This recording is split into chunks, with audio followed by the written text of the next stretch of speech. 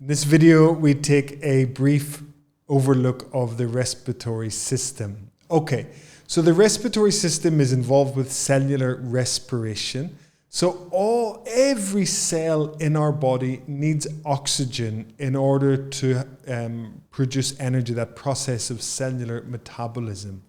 And it needs oxygen. So the respiratory system, we breathe in fresh air into our lungs. And then oxygen in that air binds to molecules of hemoglobin. And then it's pumped through the body by the heart. And from then the oxygen molecules break away from the hemoglobin. They diffuse into all of the tissues in the body. And there's that process of cellular metabolism, the byproduct of which is carbon dioxide, which is then pumped through the body back to the lungs to be exhaled. So it's a two-step process. Inhalation, oxygen moves from the lungs, pumped by the heart to the cells. Exhalation, carbon dioxide moves from the cells to the heart, then to the lungs. Okay. So the airways and lungs. So the pathway is from the nose or mouth, but we shouldn't be breathing through our mouth. The nose is for breathing, the mouth is for eating. Okay? So the only time we should really be breathing through our mouth is if we're doing extremely vigorous exercise. Otherwise, we should be breathing through our nose.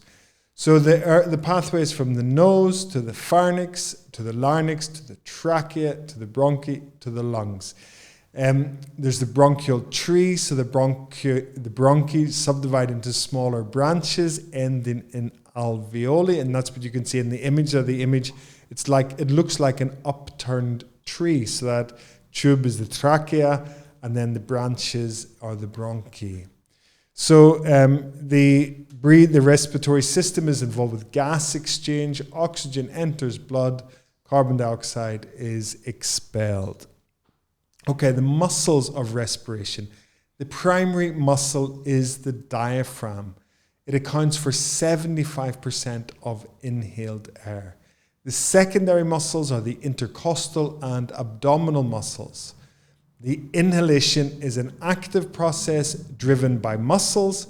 The exhalation is a passive process due to the muscle relaxation and lung elasticity. We'll look at that now.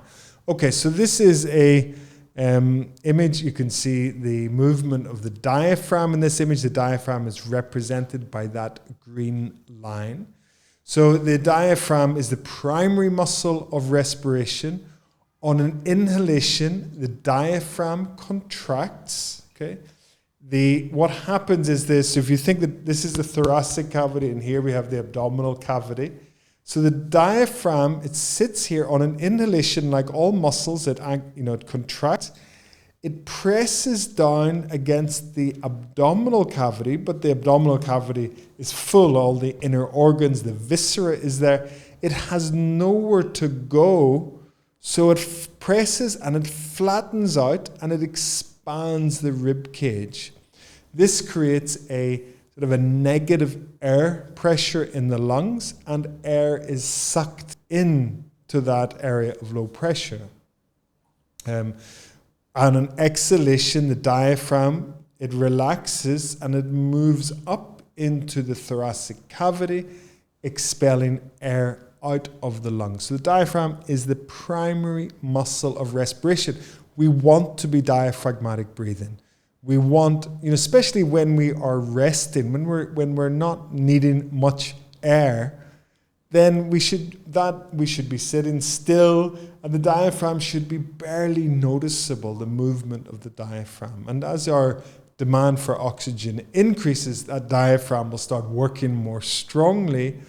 But what we want to do really is to remove anything that's imposing on the diaphragm, such as psychological stress that can change our ability to breathe diaphragmatically. Also, patterns of tension in the body can inhibit that free movement of the diaphragm.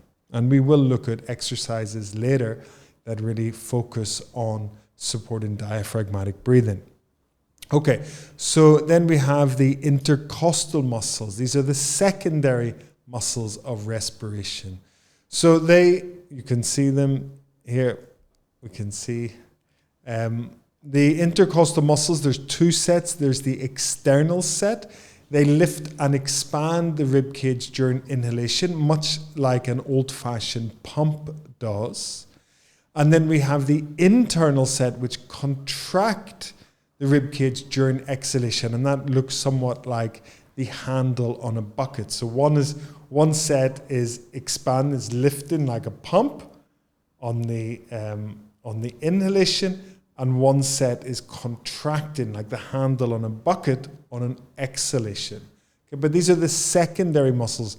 If somebody has dysfunctional breathing, they have their upper chest breathing, which is not efficient, then that means the intercostal muscles are working more than they need to rather than the diaphragmatic breathing. So we have to learn and we have to change release patterns of tension that are causing sort of the misattuned or dysfunctional muscular activation patterns or patterns of tension. Then we have the abdominal muscles, and these are also the secondary muscles of respiration. They engage during forceful exhalation, such as blowing up a balloon, and they contract to push the diaphragm upward, reducing chest cavity volume. Okay, so whenever you're breathing, every breath, it involves some abdominal activity. And in mindfulness or meditation practice, we're always paying attention, or we're often paying attention to that movement of the abdominal wall during our breathing. As we breathe in, the abdominal wall moves away from the spine. When we breathe out, the abdominal wall draws towards the spine, pushing the diaphragm upward, reducing the chest cavity volume. So this is basically the main muscles of respiration. The process of respiration is to bring fresh oxygen into the body, to get carbon dioxide out of the body. And we really want to support diaphragmatic breathing. When that should be, 75% of, it accounts for 75% of breathing. We want to have sort of that functional, that optimal balance between diaphragmatic as well as the work of the intercostal and the abdominal